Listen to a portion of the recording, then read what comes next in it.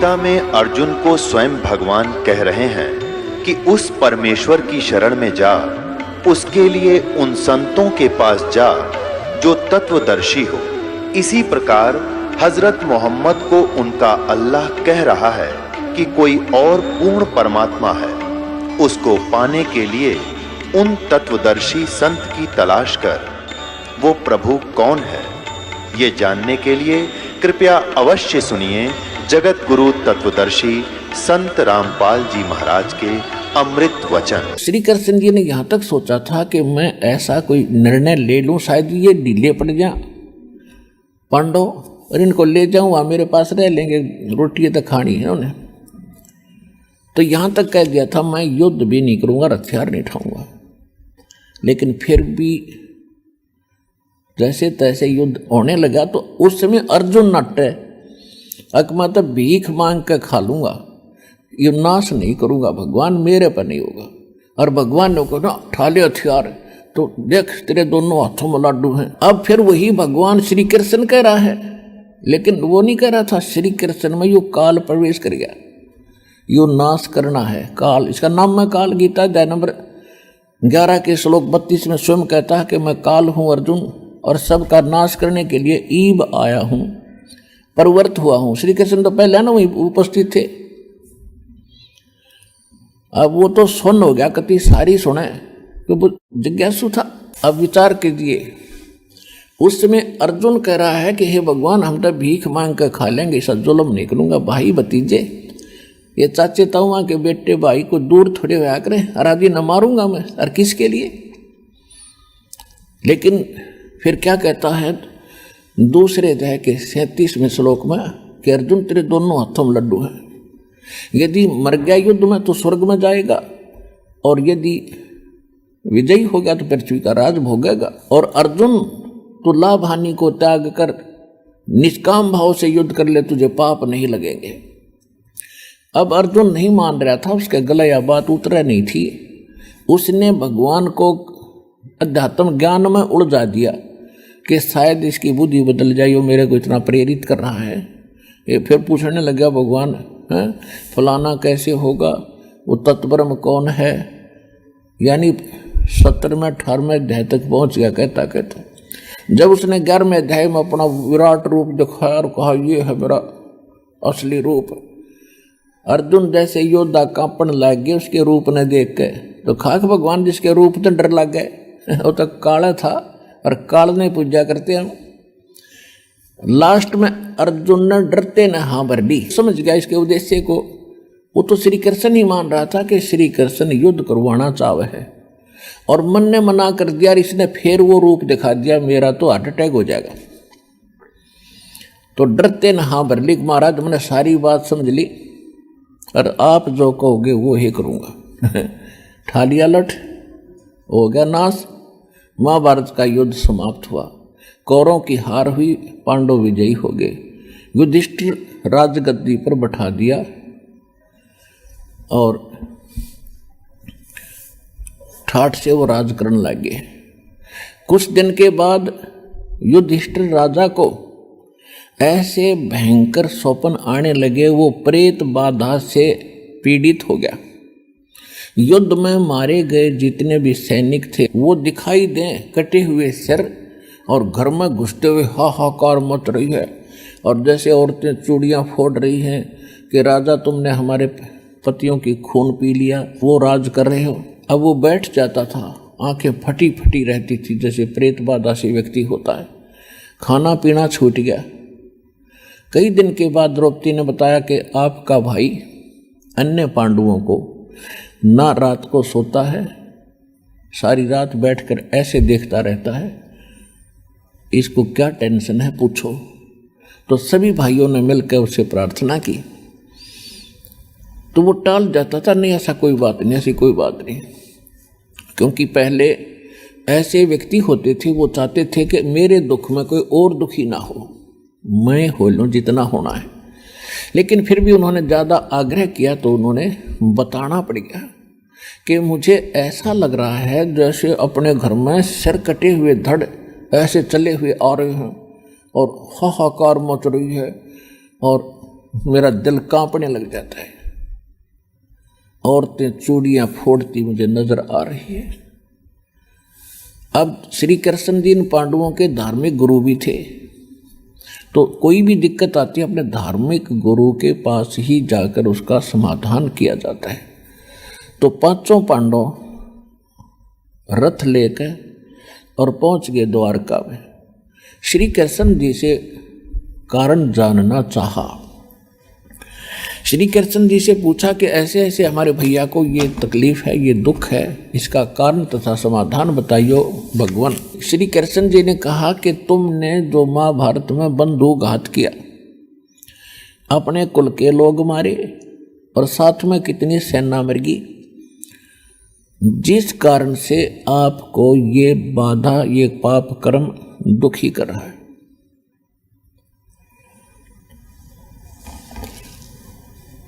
तो उस समय अर्जुन को एक बहुत जबरदस्त झटका लगा कि कमाल की बात होगी, जब महाभारत के युद्ध होने से पहले मैं मना करूं था भगवान, मैं नहीं युद्ध करता, और अर्जुन का मना कर देना युद्ध खत्म हो जाना था। मैं मना करूं था, मैं युद्ध नहीं करूंगा, मैं पाप नहीं करना चाहता, इस पाप के अन्न को नहीं हम इकट्ठा करना चाहते। और उस समय तो ये कह रहे थे अर्जुन तेरे दोनों हाथों में लाडू, मर गया तो स्वर्ग जाएगा और विजयी हो गया तो स्वर्ग का राज भोगेगा, और युद्ध कर ले तुझे पाप नहीं लगेंगे। और आज ये भगवान कह रहे तुम्हें वो पाप लग गए जो युद्ध में आदमी मारे थे। लेकिन उस समय बोलना उचित नहीं समझा, लेकिन सब्र की घूंट पी ली। क्यों? यदि मैं वाद विवाद करूंगा, कोई प्रश्न उत्तरी मैंने कर दी कि आप उस युद्ध के समय तो कह रहे थे आपका कोई पाप नहीं लग गए, और आज कह रहे हो कि युद्ध में मरे हुए व्यक्तियों का ये दंड तुम्हें भोगना पड़ रहा है जो मारे थे। इसलिए उसने ये सोच विचार करके कि यदि मैंने वाद विवाद कर दिया, और जो श्री कृष्ण जी ने समाधान बताया था वो ये बताया था कि एक अश्वमेघ यज्ञ करो, और उस यज्ञ में पूरी पृथ्वी के भगत ब्राह्मण ऋषि देवता स्वर्गलोक के देवताओं को भी आमंत्रित करो, और सभी आवें, आपका अन्न खावें, आपका भंडारा खावें।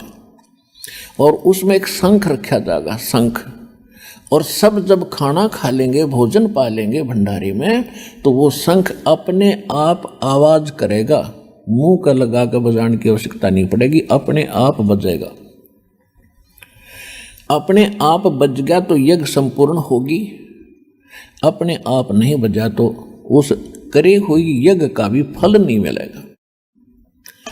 अब उस यज्ञ में 33 करोड़ देवता, 88,000 ऋषि, 12 करोड़ ब्राह्मण और 56 करोड़ श्री कृष्ण जी के कुल, यानी 56 करोड़ यादव और अनेक पूरी पृथ्वी के व्यक्ति, ये सब आने थे, जमाने थे, उनको भोजन खवाना था, जिसमें अरबों रुपए खर्च होना था। किसके लिए? युधिष्ठिर की प्रेत बाधा समाप्त कराने के लिए। अब अर्जुन ने सोचा यदि मैंने वाद विवाद कर दिया और मेरा भाई तो युधिष्ठिर है, ये ऐसा नेक आदमी है, ये समझ जाएगा संकेत तय कि मेरे भाई मेरा उपचार कराने में प्रसन्न नहीं है।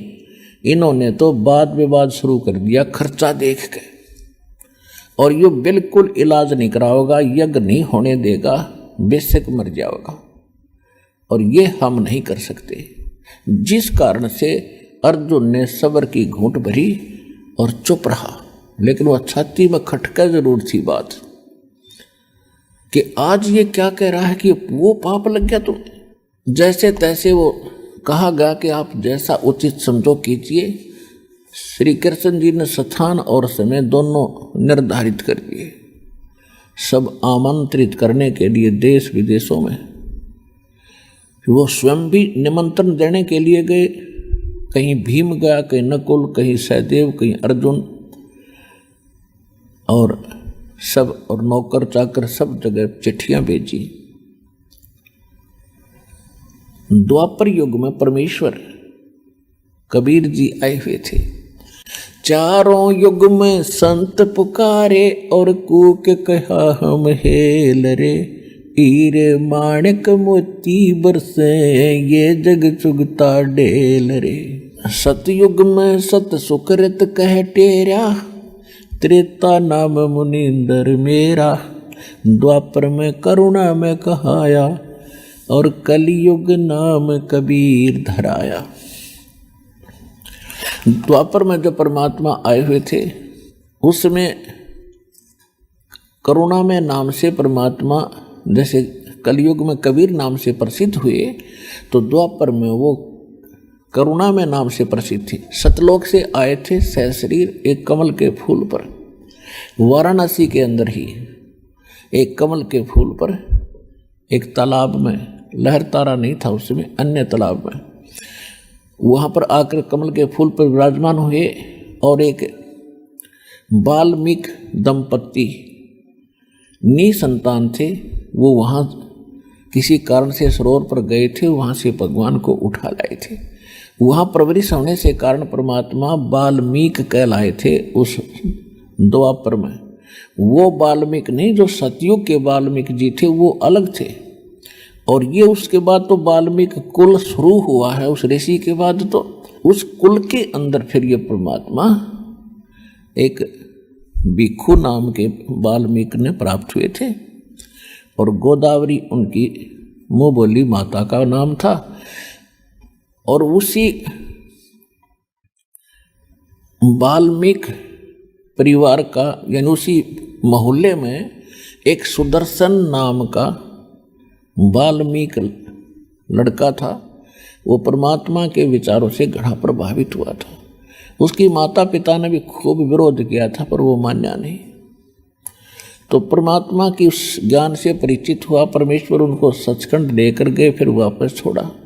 तो सुदर्शन का यह बात पक्की दस्तगी थी कि ये करुणा में को नहीं तो भगवान है। उसके बाद पूरी दृढ़ता से उनके द्वारा बताई गई भक्ति कर रहा था। उधर से सभी ये पांडव और उनके अनुचर नौकर निमंत्रण देने के लिए, इनविटेशन देने के लिए इधर उधर जा रहे थे। तो जहाँ सुदर्शन जी की झोंपड़ी थी, कुटिया थी उस भगत की, उस साइड में भीम की सेवा लगी, ड्यूटी लगी निमंत्रण देने की। तो सबसे पहले वो साधु संतों को निमंत्रण दे रहे थे। तो भक्त सुदर्शन जी अपनी झोपड़ी में रहते थे। पहले छोटे छोटे झोपड़ी होती थी थोड़ी थोड़ी दूरी पर, यानी विशेष वो नहीं था समूह रूप में। इस एक की यहाँ झोपड़ी है, एक की 10 किले दूर है, उसकी 20 किले दूर है, जैसे ढाणी सी बड़ी होती, ऐसे होते थे पहले। तो सुदर्शन जी के पास जब वो पहुंचा भीम, उसने निमंत्रण देते हुए कहा कि हे महात्मा, हे भगत जी, मैं राजा युधिष्ठिर जी का भाई हूँ, मेरा भीम नाम है, मैं आपको निमंत्रण देने आया हूँ, आप हमारी यज्ञ में आइएगा, हमने एक यज्ञ करनी है। तो सुदर्शन जी तो परमात्मा के ज्ञान से परिचित थे। उसने कहा, अरे भीम, ए भीमसेन, तुम तो भाई ऐसे घोर नरक में डाले जाओगे, आपके लिए तो अलग बनाना पड़ेगा भगवान ने, और तुम्हारे अन्न को खा के मैं नरक ना जाऊं, तुमने तो इतना जुल्म कर रखा है।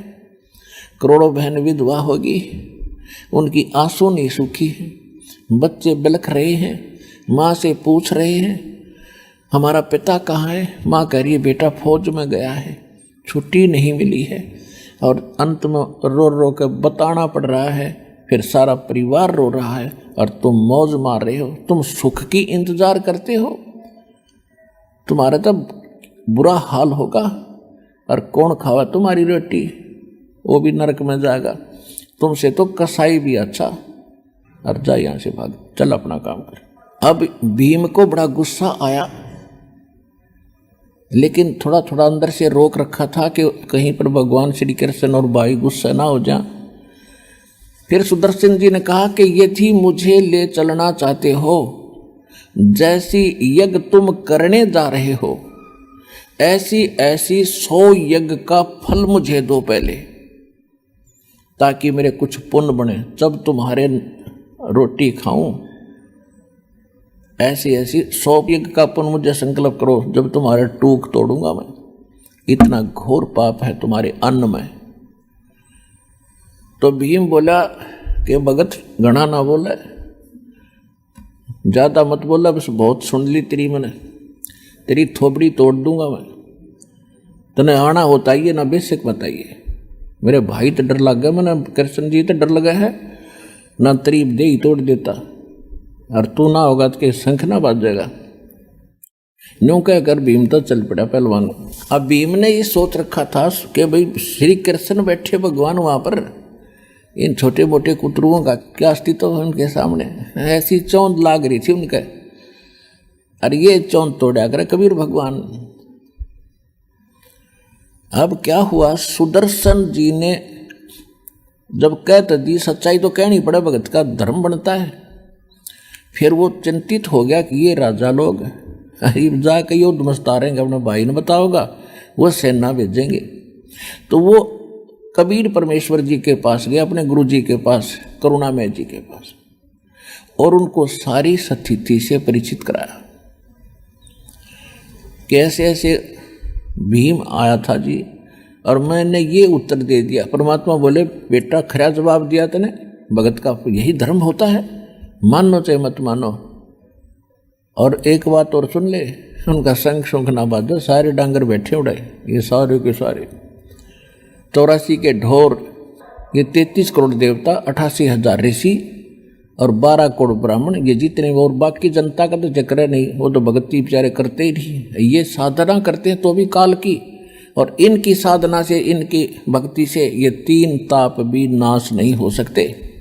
ये 3 ताप के अंतर्गत दुख होता है, कोई प्रेत बाधा होती है, कोई घाल घाल देता है, कोई जंतर मंत्र कर देता है, कोई श्राप दे देता है, ये 3 ताप के अंतर होते हैं। तो गरीबदास जी कहते हैं, तुम कौन राम का जपते ही जापम, तात कटे ना ये 3 तापम। तुम किन भगवानों की भक्ति करते हो जिनसे तुम्हारे 3 ताप भी नाश नहीं हो सकते, और उस परमात्मा की भक्ति करो। सतगुरु जो चावै सो कर ही, 14 कोट दूत जम डर ही, ऊत भूत जम त्रास निवारे, और चतर गुपत के कागज पाड़े।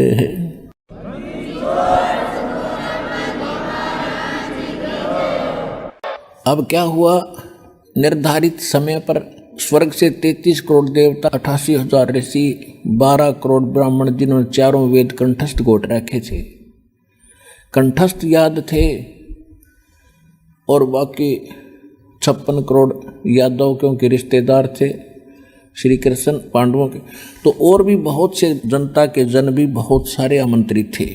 और एक शंख रख दिया अलग से, एक अलग से स्टेज बनाकर, एक स्थान बनाकर न्यारा, और शंख रख दिया एक सुसज्जित स्थान पर। सब ने भोजन खा लिया, और शंख ने टस से मस आवाज नहीं करी। तो युधिष्ठिर जी श्री कृष्ण जी के पास गए कि भगवान शंख नहीं बजा, क्योंकि सबकी नजर शंख पर थी कि शंख बज गया तो यो सारा खर्चा पूरा होया, ना तो व्यर्थ गया। अब उधर से वो देवता लोग स्वर्ग के आए हुए ब्राह्मण आपस में फुसर फुसर कर रहे हैं, अरे शंख कैसे बजेगा, इनके तो पाप बहुत करे, इन्होंने तो करोड़ों व्यक्ति मार रखे हैं, ऐसे बच जाएगा शंख। बताइए, इनकी कहानी थी। फिर तुम टिंडे लेना आए थे यहाँ पर तुम क्या करना आए थे, खागड़ो नाते इसका अच्छा। अब क्या हुआ, श्री कृष्ण ने भी भोजन खा लिया और फिर भी शंख नहीं बजा। युधिष्ठिर जी कहने लगे, भगवान हमने पापा गणे कर रखे हैं, ये शंख नहीं बाजे। श्री कृष्ण जी बोले, भाई इस शंख ने बजाने वाला आया ना है यहाँ पर।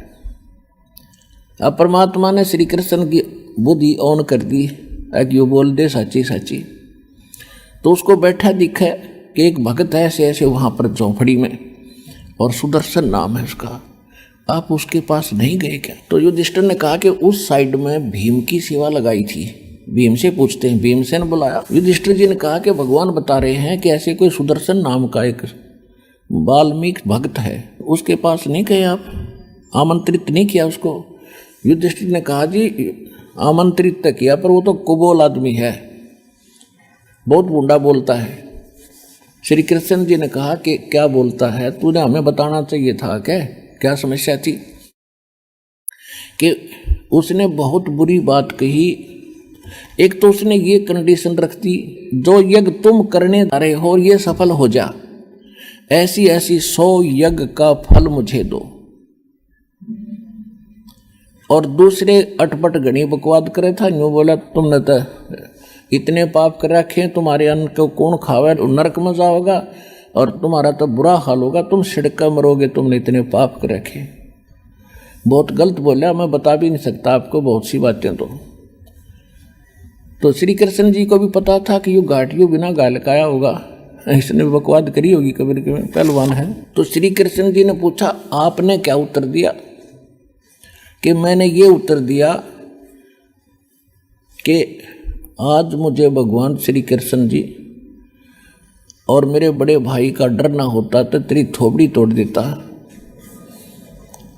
श्री कृष्ण जी बोले भले आदमी ऐसा भयंकर रोग तुम्हारा और बकवाद नो की नो बरी। साधु संतों भक्तों के साथ बकवाद नहीं करा करते, संत के साथ ऐसा दुर्व्यवहार करके तूने तो और पाप कमा लिए, इकट्ठे कर लिए। और फिर युधिष्ठिर कहने लगा भगवान अब इतने महापुरुष यहाँ बैठे हैं, ऋषि महर्षि हैं, और ब्रह्मा विष्णु महेश तक आ रहे थे गुप्त रूप में। वहाँ पर कृष्ण तो बैठा था, वह दोनों और आ रहे थे गुप्त रूप में। तो कहने लगा कि हे भगवान ये ऐसे महापुरुष बैठे, इनसे भोजन खाने से शंख नहीं बजा। परमात्मा लीला कर रहे थे, श्री कृष्ण में प्रेरणा दी। श्री कृष्ण जी ने ऐसे हाथ कर दिया उस सारे सभा में जितने बैठे थे, ने बोला ईब देख जानते हैं। अब उसमें क्या देखा, उनके अलग अलग आसन बिछे हुए थे, उन पर कोई तो मोर बना बैठा, कोई गधा खड़ा खड़ा हुट हुट कर रहा, कोई सांप बनकर नू लपर लपर जीभ करे। युधिष्ठिर ने तो आंखें बंद कर ली कि हे भगवान या लीला बंद करो, मैं नहीं देख सकता इनकी हालत। श्री कृष्ण जी बोले या लीला को ना, इनकी असलियत है, अगले जन्म में ये बनेंगे। आज ये महात्मा दिखे तुमने। और सूक्ष्म वेद में भी कहा है 3300 पर तलब है, कोई बकरा कोई बोक, ये 33 करोड़ देवता भी कोई बकरा कोई गधा कोई कुत्ता बनेगा, इनके ऊपर भी ये कर्म की मार ज्यों की त्यों बनी हुई है। सुर नर मुनि जन 33 करोड़ी, बंधे सभी काल की डोरी, तुम कौन राम का जपते जापम, तात कटे न यति नुह तापम। युधिष्ठिर कहने लगा भगवान ये हालत होगी नहीं कि हाँ ये हालत होगी भाई, मैं तो जो इनका भविष्य है वो दिखा रहा हूं, ये लिखा है इनके इतिहास में भविष्य। तब युधिष्ठिर जी ने पूछा कि हे भगवान फिर ऐसा कौन है कि बताने लग रहा। मैं भीम से कहा कि रथ जोड़ और वहीं चलो, रथ तैयार करो और सारे 5 पांडव आधीन होकर नतमस्तक हो जाओ, ना तो तुम्हारा भट्ठा बैठ गया। अब मरता क्या नहीं करता, 5 पांडव छठे भगवान कृष्ण सारथी बन के, क्योंकि उनके रिश्तेदार थे, साले थे, वो सेवाइया भी गेल कराया करते उनकी, लेकर श्री कृष्ण बैठा कर उन 5 ने और सुदर्शन जी की झोंपड़ी से कम 4 किलोमीटर दूर, 1 योजन दूर, 10-12 किलोमीटर दूर रथ से नीचे उतर लिए और रथ पीछे पीछे आ रहा है। वो 5 पैदल और जूते धर दिए रथ में नंगे पैरों। अब उस दिन क्या देखा, परमात्मा ने सुदर्शन जी के मन में ऐसी प्रेरणा कर दी। कबीर परमात्मा ने कहा था करुणा में जी ने कि सुदर्शन उनका शंख ना बजा भाई, यज्ञ पूरी ना हो, वह फेर आऊंगे तेरे पास। अब सुदर्शन जी ने सोचा भाई जुल्म होगा, उनका भोजन खान जाना पड़ेगा, मेरी तो मुश्किल से कमाई बना है या उड़े बट्टेगी, ना जाऊंगा तो घनी प्रार्थना करेंगे राजा होगा, जाना पड़ भी सकता है। तो उसने तो घर त्याग दिया 15-20 दिन का टूर प्रोग्राम बनाकर निकलेगा कि तो दूर पहाड़ियां में। उधर से परमात्मा कहते हैं, सौ छल छिद्र मैं करूं अपने जन के काज। सुदर्शन रूप बनाकर अपने चेले का और बैठ गया झोपड़ी में आकर परमात्मा। अब ये अध्यात्म जो मार्ग है, इसको समझना बालकों का खेल नहीं है। समर्थ की रजा हो, कोई दास पात्र हो, तब यह बुद्धि काम करे सच्चाई को ऊपर लाने के लिए। अब अध्यात्म मार्ग में एक ऐसा सिस्टम है कि सामने वाला, अगर सामने वाले में शक्ति भक्ति की ज्यादा है तो अपने आप नीचा हो जाएगा। ये बस की बात नहीं। वो पांचों पांडव छठे श्री कृष्ण भगवान आ रहे थे सामने, और जो ही निकट आए परमात्मा झोपड़ी में बैठे सुपुत्र रूप धार गए, सुदर्शन का रूप बना। श्री कृष्ण जी ने मुकुट समेत प्रणाम किया।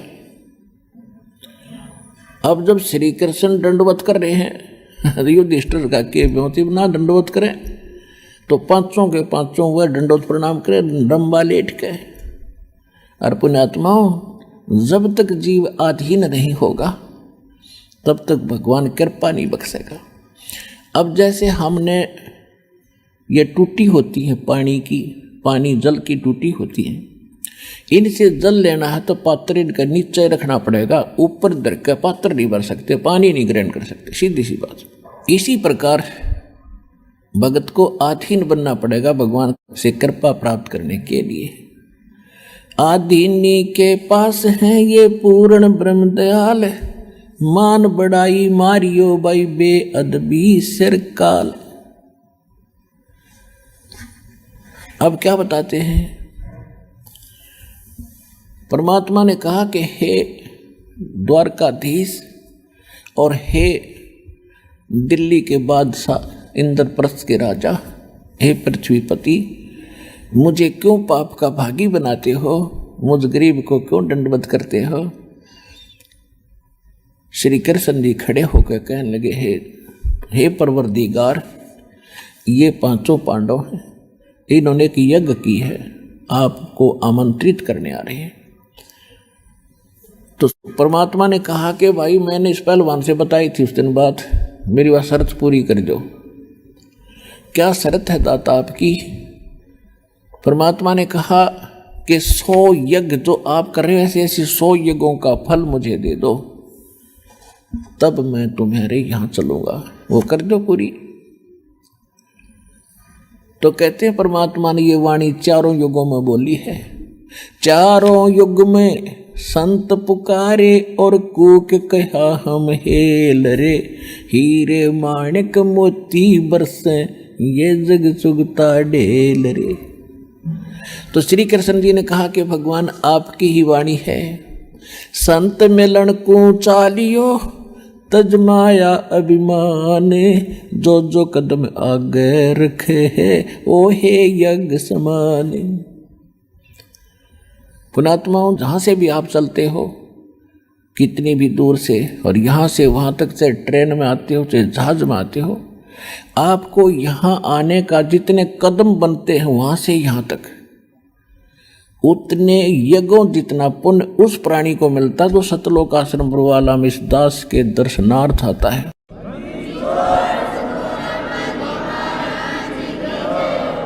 एक एक कदम एक यज्ञ के तुल्य है। कैसे आता है?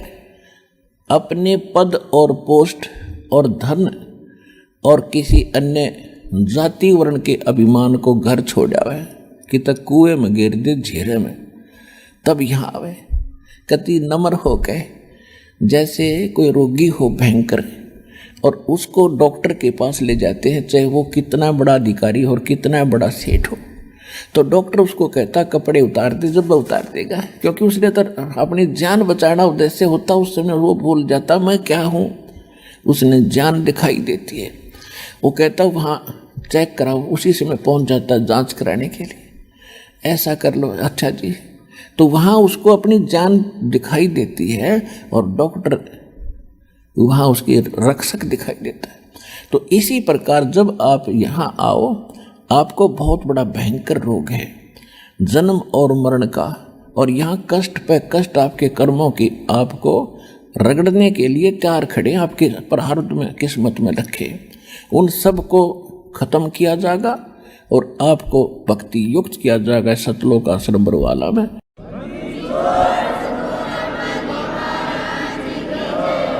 तो श्री कृष्ण जी ने कहा कि भगवान आपकी वाणी है कि संत मिलन को चालिए तज माया अभिमान, और जो जो कदम आगे रखे ओ है यज्ञ समान। हम वहाँ से चलकर आए इंद्रप्रस्थ से, और परमात्मा यहाँ तक जितने हमारे कदम रखे हैं आपकी वाणी अनुसार ये यज्ञ बन गए। और आज आप देख सकते हो इनमें कोई अभिमान नहीं, और आप दास को जानते हो मेरे मत को अभिमान की नाम की चीज नहीं, क्योंकि श्री विष्णु जी के भृगु ऋषि ने लात मार दी थी, तो अभी विष्णु जी ने कहा था ऋषि जी तेरा चोट तो नहीं लगी। तो इतने नम्र हैं भगवान श्री विष्णु जी अर्थात श्री कृष्ण जी। और ये पांचों पांडव आज इनकी स्थिति क्या है अपरिचित हो, इनको धरती छोटी सी दिखाई देती है। आज ये हालत है इनकी, आज इनमें कोई अभिमान नहीं। जो उस दिन भीम में वजन था पूछ लो इनसे। ये कति विनम्र होकर और अपनी इज्जत बचाने के लिए, जान बचाने के लिए आपके दरबार में आए हैं। और यहाँ से वहाँ तक आने के जितने कदम रखे दाता, आपके वचनानुसार आपके विधान अनुसार ये यज्ञ बन गए। हे उनमें से रख लो दाता जितने आपने रखने, बाकी हम दीनों की झोली में डाल दो। कहते साधु भूखा भाव का धन का भूखा ना, जो बोला चल कृष्ण चलते हैं। परमात्मा कह रहे थे मैं तुम्हारी अंदर की झांकना चाहूँ था, तुम कितनी इच्छा है तुम्हारी मुझे वहाँ ले जाने के लिए, और इतनी तड़फ बिना संत काम करे कोई नहीं, उनका वरदान भी। फिर भीम बकवाद करे था उस समय जब आमंत्रित करने गया था, जब सुदर्शन जी ने ये कहा था कि तुमने जब तक भीम उछल उछल कर मार दिए वह सैनिक, अरे भोगो अपने ने। तो भीम क्या कह रहा था कि कोई नाच और गा का युद्ध नहीं जीता, एक का मारू था 20 मरे थे, ऐसी शक्ति है मेरे अंदर, नो बकवाद गढ़ा था। परमात्मा उस समय जब वो आमंत्रित करने दोबारा गए श्री कृष्ण जी के साथ, तब परमेश्वर ने एक अपनी सुमरनी टांग रखी थी खूटी गए या माला जिसको समन करते हैं, और भीम से कहा कि पहलवान या मेरी सुमरनी दिए उतार कर चल, मैं चालूं तुम्हारे साथ में। भीम फट दे गया और उस खुट्टी पे तो वह माला उतारने लगा। इतना पहलवान था भीम, बताते हैं कि हाथी को पकड़कर इतनी तेजी से घुमा कर आसमान में फेंक देता था कि वो दिखना बंद हो जाता था। और उस समय उस पर वह माला ना उतरी और पसीना आ गया, नो देखा टेढ़ा टेढ़ा। परमात्मा बोले पहलवान छोड़ दे, आप पर उतरेगी। और न्यों करा था दाता ने, वो अपने आप उतरेगा, हाथ में आएगी। तो भीम कहने जचगी वह महात्मा के चाड़ा है तो, और ऐसा विश्वास हो बिना फिर श्रद्धा नहीं बनती। न्यो बिग्गी बिल्ली की तरह खड़ा होगा वो पहलवान, न्यो खड़ा वहां पर। अब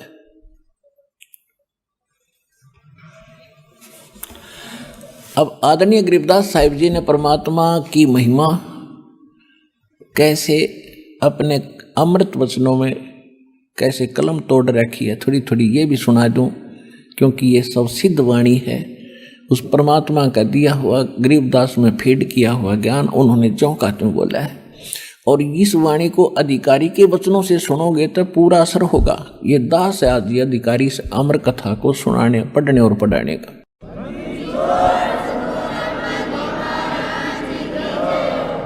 जैसे औषधि होती है, औषधि ने काम करना शरीर में जाकर, और सिरिंज होती है वह नीडल और एक प्लास्टिक से की वह सिरिंज बोल रहे हैं उसमें, जिसमें इंजेक्शन भरकर फिर बॉडी में लगाते हैं।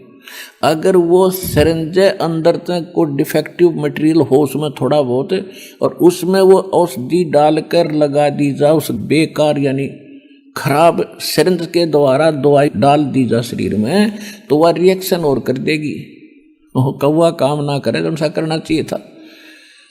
तो अन्य जितने संत हैं वो खराब, उनके कोई भी है वो अच्छी सिरिंज नहीं है।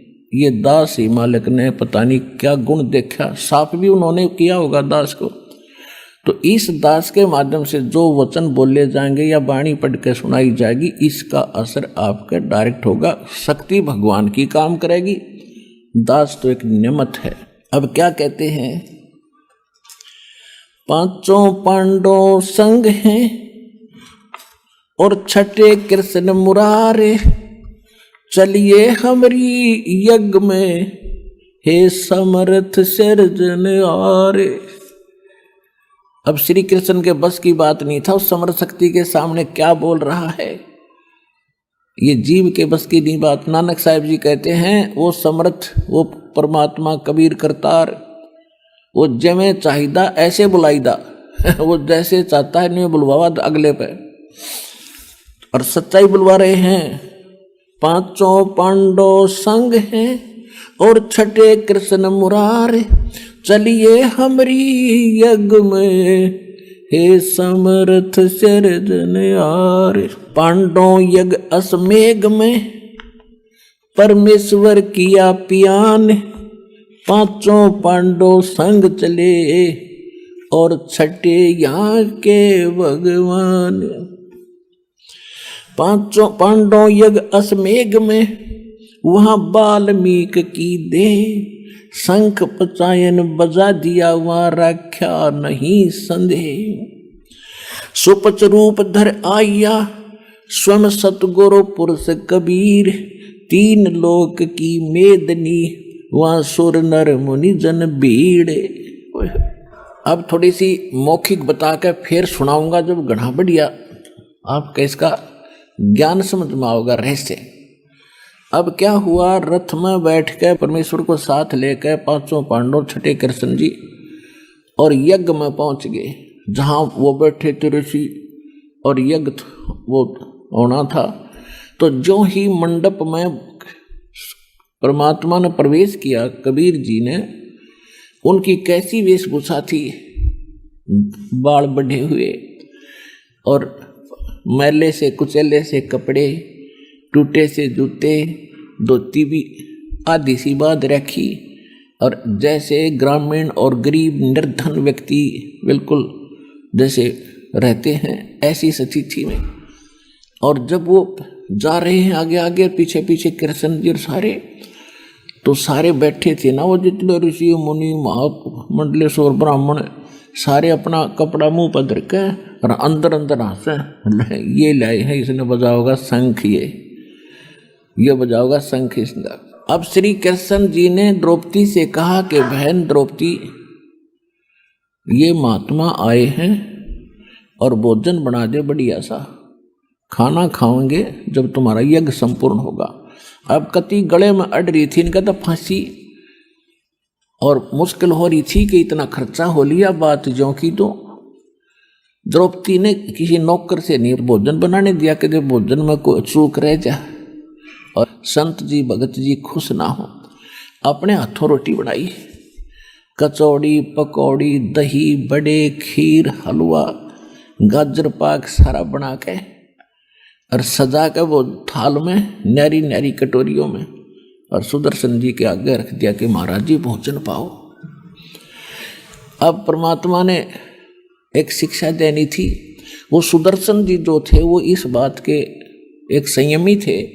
वो क्या करते थे, वो केवल 5 ग्रास खाते थे, यानी 5 बार सारे दिन में जितना खाया गया 5 बार में, ऐसे 5 ग्रास में बस। उसके बाद वो अपना संयम रखते थे कि इससे ज़्यादा नहीं खाना। उसी हिसाब से वो रोल उसी का कर रहे थे। पता था सबको कि 5 ग्रास करता था। परमात्मा फिर मीन में एक नहीं छोड़ दे। उन्होंने क्या किया, सभी खीर हलवा कचौरी पकौड़ी दही बड़े दाल सब्जी सारी थोड़ी थोड़ी सी लेकर और थाली में डाल ली, कटोरी बाहर धर दी, और फिर उनको लगे मिलाने, ये दिखाने के लिए कि आज तैयो मन नारे नारे चटपटे भोजन करके तड़का फिर मांगेगा, फिर जीभ खराब होगी। वो इकट्ठे कर लिए। अब द्रौपदी ये सोच रही थी कि महाराज जी आज महात्मा को इसी ऐसा भोजन खिला दूंगी, खावेगा उंगली चाटेगा, और पता नहीं कितनी जगह जाकर मेरे गुण गावेगा। द्रौपदी भोजन खाया तो द्रौपदी के हाथ का। और ये विशेषकर सभी बहनों का एक विशेष भाव होता है कि अतिथि घर पर आ जाते घना अच्छा भोजन बना कर कि कहीं ये जाकर कहीं न्यो ना कह देख ऐसे घर में गया था उस बहन ने रोटी भी ना बनानी आई। इसलिए उसका प्रत्येक संभव प्रयत्न रहता है कि बढ़िया से बढ़िया भोजन नमक मिर्च सही बना कर दूं। और फिर ये इंतजार करती है खाने वाला सरा होगा कि बेसरा होगा। अब उन्होंने तो कोई चांस है ना दिया, उन्हें इकट्ठा कर लिया सारा ही। तो द्रौपदी ने घना दुख मान्या कि मैंने 2 घंटे तक फुड़वाई दुमे में और स्पेशल अपने हाथ से भोजन बनाया और यू रहा शूद्र का शूद्र, इसने खान का बिना बेरा यू काहे का शंख बजाओगा। यह मन बड़ा दुष्ट है, 1 मिनट में पता नहीं के विकल्प संकल्प करके और भट्ठा बैठा दिया आत्मा का। अब परमात्मा तो अंतर्यामी थे, जान गए कि इसमें करड़ रह रही है थोड़ी सी, इसने भी ठीक करूं द्रौपदी ने। अब परमात्मा ने एक बार वो ग्रास खाया एक, और उस शंख ने आवाज करी और फिर बंद हो गया। ऐसे 5 बार में जितना थाली में डाला था 5 बार में चाट के खा गए और 5 ही बार शंख बज के बंद हो गया। अब युधिष्ठिर बड़ा खुश हुआ कि भगवान ओए होए आप तो जानी जान हो, आपने कहाँ ढूंढा ये महापुरुष, हमारा तो बन गया काम। कृष्ण भगवान बोले काम ना बनायू। बोला जी कैसे? बोला कैसे, क्या कारण कि यो शंख बहुत देर तक अखंड बजना चाहिए था। अब युधिष्ठिर का पेट पकड़ कर बैठ गया कि भगवान अब कौन है और किसको बुलाओगे, कि और बुलाना बाकी को ना इस पृथ्वी पे। अपने घर में दोष है युधिष्ठिर, कोई त्रुटि है किसी भगत के किसी सदस्य के, और वो तो पता था श्री कृष्ण जी तो समझ गए थे कि द्रौपदी कुआं नाक सकोड़े है कुआं मुंह मोड़े है, गड़बड़ करेगी। या उन्हें द्रौपदी बुलाई। श्री कृष्ण जी ने कहा कि बहन सच्ची बताना, महात्मा जब खाना खाओ था तेरे मन में के विचार आए, यो शंख क्यों ना बजा, अखंड बजाना चाहिए था। तो मैंने सच्ची बता दीजिए, मैं 2 घंटे तक धूम में आँख फुड़वाई और ऐसा बढ़िया भोजन बनाया था कि साधु खाओगा रंगली चाटेगा, और इसने सारा गुड़ गोबर कर दिया, मैं घनी दुखी होगी। श्री कृष्ण जी बोले कि तुम तो सारे ही विवेकहीन इकट्ठे हो रहे हो, तू के युधिष्ठिर घाट से आपने एहसान नहीं करा संत को भोजन खिला के, इसने एहसान करा तेरा टूक तोड़ के बावड़ी, तेरा पाप काटना आया था, तने भोजन खिला के एहसान कर दिया। आपका फर्ज था पूरा किया, बहुत बढ़िया भोजन बनाया, आप अगले की मर्जी कैसे ही खावे, अरे इसमें दोष निकाल रही है, ये तो काम बिगाड़ दिया सारा तने, जिस कारण से शंख नहीं बजाई हो। और ये भी दिखा दिया कि और तो सब ने जीम लिया, श्री कृष्ण भी भोजन खा चुके थे, टस से मस नहीं हुआ था, और इसने 5 बार खाया 5 बार। ये भी दिखा दिया कि समर्थ है, कोई कच्चा काम नहीं है।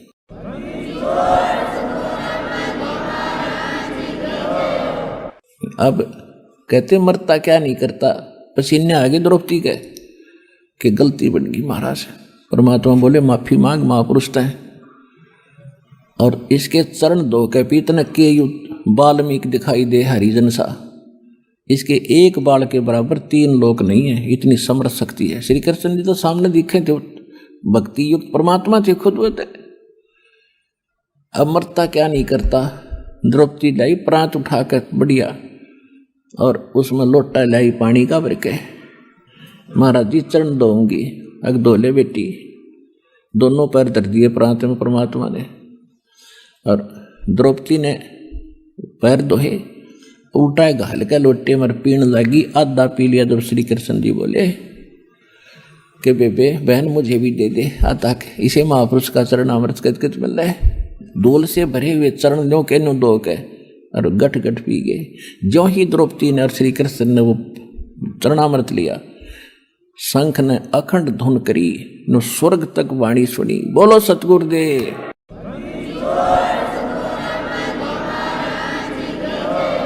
वो 3 ताप प्रेत बाधा भी उस परमेश्वर की कृपा से दूर हुई, उन श्री राम और कृष्ण इन पुजारी ऋषि महर्षि देवताओं के भोजन से तो वह भी दूर ना हुई। तुम कौन राम का जपते जापम, तात कटे न ये तीनों तापम।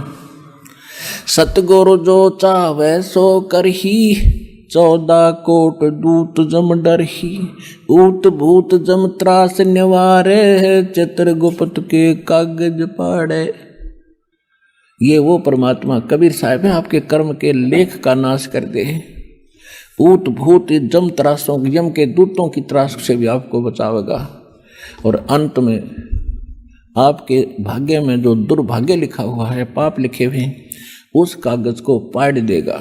करम भरम ब्रह्मंड के मैं पल में करहूं नेश, जिन हमरी दुहाई दी सो करो हमारे पेश। अपनात्मा उस शंख ने इतनी गजब की आवाज की, स्वर्ग तक उसकी लहर गई, काफी देर तक सन्नाटा उठ गया, पूरी पृथ्वी मीठी मीठी आवाज से भर गई। और जितने भी पृथ्वी पे वृक्ष पौधे थे, फूल या फलों के, फलों से तो लदपद हो गए, और फूल ऐसे खिल गए जैसे बसंत में खिला करते हैं। पूरी पृथ्वी पर फलों से लदपद और एक बहार आ गई उस परम पिता की कृपा से। अब आपको परमात्मा की वो वाणी सुनाते हैं, थोड़ी सी ईब गढ़ा आओगा आपने। 5 पांडव संग हैं, छठे कृष्ण मुरारे, चलिए हमारी यज्ञ में समर्थ सिरजनहारे। 5 पांडव यज्ञ अश्वमेघ में परमेश्वर किया पियान, पियान माने प्रस्थान। और 5 पांडव संग चले, और छठे यहाँ के भगवान।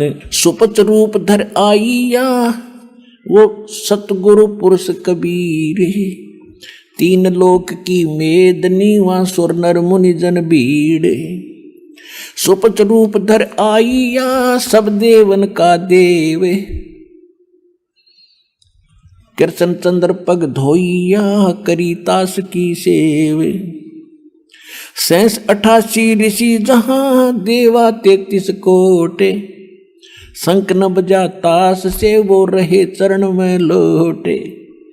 जब परमात्मा से वो शंख बजा, जब सारे नतमस्तक हो रहे, उड़ा मुंदे पड़े, सचमुच ये तो भगवान था भाई, ये तो परम शक्ति आ गया, हमसे नहीं बन पाई बात।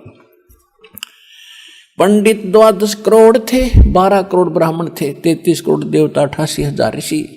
88 ऋषि जहां, वो देवा 33 करोड़। शंख न बजा तास से, वो रहे चरण में लोटे। पंडित 12 करोड़ थे, और 84 शब्द। शंख न बजा तास से, वो पिए मान का मद। उनसे शंख नहीं बजा, 33 करोड़ देवता, 88,000 ऋषि, 84 शब्द। ये गोरखनाथ जैसे शब्द हम आते हैं, कहते ये भी गुप्त रूप में वहां बैठे थे, इनसे शंख नहीं बजा। सुपच रूप को देख कर, द्रौपदी मानी शंख। सुपच रूप में परमात्मा को देख कर द्रौपदी के मन में शंका पैदा होगी कि यू काहे के शंख बजावेगा। आइए अब हम उन श्रद्धालुओं के अनुभव जानते हैं जो जगत गुरु तत्वदर्शी संत रामपाल जी महाराज जी से दीक्षा प्राप्त कर चुके हैं तथा उनके द्वारा बताए गए भक्ति मार्ग पर चल रहे हैं। नमस्कार जी। नमस्ते जी। क्या नाम है जी आपका? मेरा नाम नीलम मेहता है। नीलम जी, कहाँ से आए आप? जी मैं हजारीबाग झारखंड से हूँ। अच्छा, आपसे ये जानना चाहेंगे कि संत रामपाल जी महाराज जी से कब जुड़े आप? मैं 3 नवंबर 2014 को जुड़ी थी। संत रामपाल जी महाराज जी से नाम दीक्षा लेने से पहले कोई भक्ति करते थे आप? जी काल मतलब देवी देवता की भक्ति थोड़ा मोड़ा करती थी, मुझे कोई इंटरेस्ट नहीं था। क्यों? मुझे पता नहीं है, मुझे ये सब चीज़ में मन ही नहीं लगता था कि ये कोई रियल है। मुझे मतलब पता ही नहीं था कि कोई परमात्मा भी होता है। बस दिल में था कि हमको परमात्मा चाहिए, मतलब चाहिए कि वहाँ मुझे दिल में आता था कि जन्मते हैं मरते हैं, जन्मते हैं मरते हैं, क्यों, कब समाप्त होगा ये। तो फिर संत रामपाल जी महाराज जी से क्यों जुड़े? जी मैं सत्संग के माध्यम से जुड़ी। मैं सत्संग सुन रही थी और तभी तो मुझे कोई ज्ञान नहीं था, क्योंकि मुझे इन बाबाओं पर कोई विश्वास ही नहीं था। फिर आप संत रामपाल जी महाराज जी का सत्संग क्यों सुन रहे थे? जी इच्छा मेरी नहीं थी, बस मुझे था ये चीज़ कि ये जन्मना मरना और ये गधा सुअर कुत्ता ये सब बनता है, ये सब कभी रुकेगा या फिर ये चलता ही रहेगा, कभी मेरा एंड होगा। मुझे यही मतलब ख्याल ऐसे अकेले में बैठते थे या कभी वॉशरूम में या फिर कहीं भी हम जाते तो ये ख्याल अकेले में आता ही आता था कि मेरा एंड कब होगा। तो फिर आपको क्या रिजल्ट मिला संत रामपाल जी महाराज जी के सत्संग सुनकर? किस बात से आप ज्यादा प्रभावित हुए? जी, मैं सत्संग तो ऐसे ही सुनती थी, नींद भी बहुत आता था, सो भी जाती थी। लेकिन एक बार मैं सत्संग सुन रही थी तो गुरुजी ने कहा कि ये दास उस परम पिता का कुत्ता है जो परमात्मा को धनियों को भौंक भौंक के जगा रहा है। जो कुत्ते के भौंकने से नहीं जागते वो बाद में बहुत पछताते हैं। तो ये इतनी अधीनता आज तक मैं किसी में दिखी ही नहीं, ना कोई संत ना कोई गुरु या किसी में दिखी ही नहीं। आज तक इतना अधीन कोई हुआ ही नहीं। तो ये चीज़ मुझे इतनी अट्रैक्ट कर गई कि नाम लेंगे तो इन्हीं से लेंगे, नहीं तो फिर भक्ति नहीं करेंगे।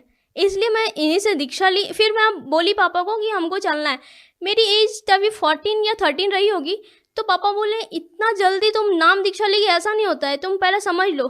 क्योंकि शायद उनको लगा होगा कि बहुत बच्ची है, मेरी मदर की डेथ हो चुकी थी, तो उनको लगा कि ये हड़बड़ा गई है, ऐसे ही ये मतलब देख के और लेना चाह रही है। लेकिन नहीं, हम बहुत रोते थे कि ऐसा भी कोई है जो इतना अधीन से कोई बोल रहा है कि उस परम पिता का कुत्ता है, बोल रहा है कि हम लोग धनी हैं और वो अपने आप को कुत्ता बता रहे हैं। तो ये चीज़ मुझे बहुत अट्रैक्ट की। अच्छा, आप ये बताइए कि जो भक्ति साधना चलती आ रही है समाज में और जो संत रामपाल जी महाराज जी भक्ति साधना बता रहे हैं वो किस तरह से अलग है? जी, जो भक्ति साधना समाज में चल रही है उसका कोई आधार ही नहीं है। बस जो पूर्वज से चलता आ रहा है वो चलता आ रहा है। आज हम किन्हीं से पूछते हैं कि ये पूजा कहाँ से स्टार्ट हुआ, इसका क्या निष्कर्ष है, ये क्यों करते हैं, उसके पास कोई आधार नहीं। एक ऐसे ब्राह्मण चलता फिरता जैसे कोई मांगने वाला था, वो जोगी धर के ऐसे कपड़ा, तो उन लोग आए थे। तो जब हम लोग बताएं कि आप लोग क्यों ऐसे मांगते हो, जब आप लोग के पास कोई प्रमाण नहीं, आप संत रामपाल जी महाराज को जानते हो, फिर उन्होंने कहा कि क्यों मेरे पेट पे लात मार रहे हो। तो ये बात बिल्कुल समझ में आ जाता है कि उन लोग का काम है मांगना और खाना। उन लोगों के पास कोई ज्ञान नहीं है, ना कोई शास्त्र का ज्ञान, ना कोई आध्यात्मिक ज्ञान। नहीं, आप ये बताइए ना, इतने सालों से कोई भक्ति साधना चली आ रही है और अब संत रामपाल जी महाराज जी कह रहे हैं कि जो भक्ति साधना आप कर रहे हैं वो शास्त्रों के विरुद्ध है और जो हम भक्ति बता रहे हैं वो शास्त्रों के अनुसार है। जी, पहले मानव अशिक्षित थे, शिक्षा अब मिली है। पहले अशिक्षित थे और जो गुरु हैं वो जो धर्म गुरु थे, पहले जो भी ब्राह्मण थे, उनके पास जो ज्ञान था वो शास्त्रों के अनुसार नहीं था। भले वो शास्त्र पढ़ते थे लेकिन बोलते हैं ना गुरु बिन ज्ञान नहीं होता, तो वैसे ही उनके पास वो यथार्थ ज्ञान नहीं था। वो ज्ञान नहीं था जिससे मोक्ष प्राप्ति हो सके। ज्ञान था लेकिन उसका कोई मतलब निष्कर्ष नहीं था। ऐसे हम शिव की भी कर रहे हैं, ऐसे हम ब्रह्मा की, विष्णु की और ऐसे दुर्गा की भी कर रहे हैं, लेकिन मोक्ष नाम की कोई चीज़ थी ऐसा हमको पता ही नहीं था। समझ में आता था ना कि मोक्ष बहुत कठिन है, जो हमें जंगल में जाकर मिलेगा, जंगल में जाकर तपस्या करना, इतना कौन हार्ड काम करेगा। आज हमें पढ़ना है, खाना है, इतना सारा काम है, कोई जंगल में जाकर करेगा, ये बहुत कठिन काम था। ये मतलब दिमाग से निकाल दिए थे कि ये सब भी कोई चीज़ होती है। तो फिर जब हम ज्ञान सुने अपने गुरुजी का, संत रामपाल जी महाराज का, तब पता चला कि ज्ञान होता वास्तव में क्या है। फिर भी जैसे कोई श्रद्धालु होता है, वो किसी संत से जुड़ता है तो वो चाहता है कि वो जो भक्ति कर रहा है उससे उसको लाभ मिले। तो हम आपसे ये जानना चाहेंगे कि संत रामपाल जी महाराज जी से नाम दीक्षा लेने के बाद, उनके द्वारा दी गई भक्ति को करने के बाद क्या आपको कोई लाभ मिला जिससे आप ये कह सकें कि वास्तव में इस भक्ति से आपके जीवन में कोई सुधार आया है? जी, लाभ मुझे ये मिला, अभी मैं पढ़ाई करती हूँ तो घर से बाहर रहती हूँ, तो वहाँ से मुझे आना था। ऐसी छुट्टियाँ हो जाती है तो सभी निकल जाते हैं बच्चे, तो मुझे लगा कि मैं कल जाऊँगी। फिर पापा बोले कि नहीं आ जाओ आज ही। तो बहुत लास्ट गाड़ी बच रहा था, शाम की गाड़ी जो मेरे घर तक छोड़ती। वैसे बीच बीच में स्टॉपेज करके मुझे जाना पड़ता। तो मैं सोची कि ये लास्ट गाड़ी चल रहा है, मैं इतना तैयार होकर इतना बजे निकल जाऊँगी। लेकिन हुआ ये कि मेरा लेट हो गया 2 या 3 मिनट के लिए, वो गाड़ी खुल चुकी थी। वो गाड़ी खुल चुकी, मैं बहुत पछताई कि ये क्या हुआ, फिर से मुझे गाड़ी चेंज करके जाना पड़ेगा, बहुत दूर घर था। तो फिर मैं फिर भी बैठ गई कि ठीक है हम गाड़ी चेंज ही कर लेंगे, लेकिन जाएंगे घर। जब तैयार होकर निकल गए तो पता चलता है, जब मैं घर पहुंचे इससे पहले पता चल गया कि जिस गाड़ी में मैं बैठने वाली थी, जो डायरेक्ट गाड़ी थी, उस गाड़ी का 10 किलोमीटर आगे जाके एक्सीडेंट हुआ, इतना भयानक एक्सीडेंट हुआ, इतना भयानक हुआ कि आगे से तो आगे गाड़ी मारा, पीछे से भी गाड़ी आके उसको ठोका, और इतना भयानक एक्सीडेंट कि क्या हाल हुआ होगा, जो आगे से भी गाड़ी मारे, पीछे से भी गाड़ी मारे, वहाँ के जो बैठे होंगे जो यात्री, उन लोगों को क्या हाल हुआ होगा, ये मैं सोच के मेरा मतलब कलेजा काँप गया। और फिर मैं घर पहुँची, परमात्मा के धन्यवाद की कि आज मृत्यु से बचा लिया परमात्मा। आजकल एक ट्रेंड चला हुआ है, संत रामपाल जी महाराज जी के जो अनुयायी है वो जो शादियाँ करते हैं वो बिल्कुल दहेज रहित करते हैं। मात्र 16 मिनट में उनकी शादी संपन्न हो जाती है। इसके बारे में आप कुछ बताइए। जी, ये परमात्मा हम लोग के पर उपकार किए हैं, और हमारे मतलब जो फैमिली है उन लोग के ऊपर भी, क्योंकि ये जो लड़कियों को अभिशाप मान लेते हैं कि उनको दहेज के कारण, उनकी तिलक के कारण ही उनको मतलब मारा जाता है, गर्भ में ही मार दिया जाता है उनके पहले ही, क्योंकि समाज में ये कुरीति फैल चुकी है। और इस कुरीति को गुरुजी मिटा रहे हैं। हमारे दहेज रहित शादियाँ मतलब अनेकों हो रहे हैं, हजारों हजार लाखों लाख शादियाँ दहेज रहित करवाकर परमात्मा हम लोग पे तो उपकार किए ही किए, मतलब संत रामपाल जी महाराज हम लोग पे उपकार किए। फैमिली जो पिता को जिसकी 4 संतानें हो जाती है उसको मतलब कि उसको लिए मरण हो जाता है वो चीज़ कि कैसे दहेज इकट्ठा करे और कैसे मतलब तिलक दे और बेटी विदा करे, उसके बाद भी खुशी नहीं। आज लाखों ऐसे प्रमाण है, आज पेपर में यहाँ छप जाते हैं, वहाँ न्यूज़ पे आते हैं कि बेटियाँ यहाँ मर गई, वहाँ जल गई, कहीं सुरक्षित नहीं है, इतना दहेज देने के बाद भी नहीं। संत रामपाल जी महाराज के वचन से यहाँ शादियाँ हो रही है दहेज रहित। जो आज जो अभी समाज हमारा देख रहा है उनमें एक अच्छा मतलब लेसन मिल रहा है, एक कि क्या मतलब जो ये हवा फैल चुका है ना कि हमें दहेज लेना ही है, मेरा बेटा ये बन गया, हमको इतना लेना है, इतना देना है, ये चीज़ मिट गया है लगभग। और क्या संदेश देना चाहेंगे आप संत रामपाल जी महाराज के बारे में? जी, मैं तो बस यही कहना चाहूँगी, हाथ जोड़कर प्रार्थना है सभी जो मेरे फ्रेंड्स हैं उनको भी और बाकी सभी समाज को भी, और उन धर्म गुरुओं को भी जो अपने अनुयायियों को झूठ मूठ का फंसा कर बैठे हैं। कभी उनको भी पता है कि क्या सच्चाई है, लेकिन अहंकारवश अभिमानवश नहीं आना चाहते हैं। लेकिन कब तक, जब समाज शिक्षित, आप कब तक छुपा के बैठोगे? आप कब तक उन लोगों को गुमराह करते रहोगे? एक दिन तो आना पड़ेगा। जब वहाँ से लाभ नहीं होगा, इंसान वहाँ से तो दौड़ेगा कहीं, वो तो कहीं और भी जाएगा। अच्छा, एक बात बताइए, जिनको आप नकली धर्मगुरु कह रहे हैं उन संतों का ये तर्क है कि संत रामपाल जी महाराज जी शिक्षित नहीं हैं, उनको शास्त्रों का क्या ज्ञान हो सकता है? आप एक पढ़े लिखे स्टूडेंट हैं, तो आपसे ये जानना चाहेंगे कि जो संत रामपाल जी महाराज जी आप लोगों को पढ़ा रहे हैं, आप क्रॉस चेक भी करते होंगे, संत रामपाल जी महाराज जी सही हैं या अन्य जो धर्मगुरु हैं वो अपनी जगह सही तर्क दे रहे हैं? सही और गलत का तो यही मतलब हम कह सकते हैं, निष्कर्ष तो यहीं से निकलता है कि जो ग्रंथों के और मतलब जो ग्रंथ से खोल खोल कर बताए, जो उससे निष्कर्ष निकाले, और जो अपना लौकिक ज्ञान जो लोक वेद है उससे देकर ये सोचते हैं कि हम ज्ञानी हैं। कोई डिग्री प्राप्त करने से ज्ञान नहीं होता, नॉलेज होना चाहिए। फिर आप सोच रहे हो हम गुरु पद लेते आ रहे हैं, ठीक है, आप उत्तराधिकारी बनते आ रहे हो, लेकिन ज्ञान रहे तब तो। आप सदग्रंथों से ज्ञान देते नहीं, और कोई बोलता है कि ये ग्रंथ में लिखा नहीं, आप ये मंत्र कहाँ से लाए, ये पूजा कहाँ से लाए, कोई जवाब नहीं, बोले चलता आ रहा है। ये कोई निष्कर्ष निकले, ये सॉल्यूशन नहीं है। आप ग्रंथों से बताइए, ग्रंथ में कहाँ लिखा है ये मंत्र, कहाँ लिखी है ये विधि, कहाँ लिखा है पूजा। आप जिसको भगवान मान रहे हो, कहाँ लिखा है ये भगवान? है ही नहीं, वेद बताता ही नहीं है, फिर आप कहाँ से ले आए? तो संत रामपाल जी महाराज जी सही हैं? जी बिल्कुल सही है, वो ग्रंथों के अनुसार भक्ति दे रहे हैं। ऐसा नहीं है कि सिर्फ वो बता दिए और हम मान लिए कि ग्रंथों के अनुसार ही भक्ति है। जैसे मैथ्स में प्रूव होता है, लेट्स करके कंसीडर करते हैं और LHS RHS प्रूव कर देते हैं, ठीक यहाँ भी है। ऐसा नहीं कि गुरुजी बता दिए, जब वो LHS बता रहे हैं तो हम भी प्रूफ कर रहे हैं कि ये RHS ये निकल रहा है, तभी तो जाकर प्रूफ हो गया कि जो गुरुजी बता रहे हैं वो सही है। जब LHS RHS इक्वल हो रहा है तो सही है। जी बहुत बहुत धन्यवाद। जी धन्यवाद।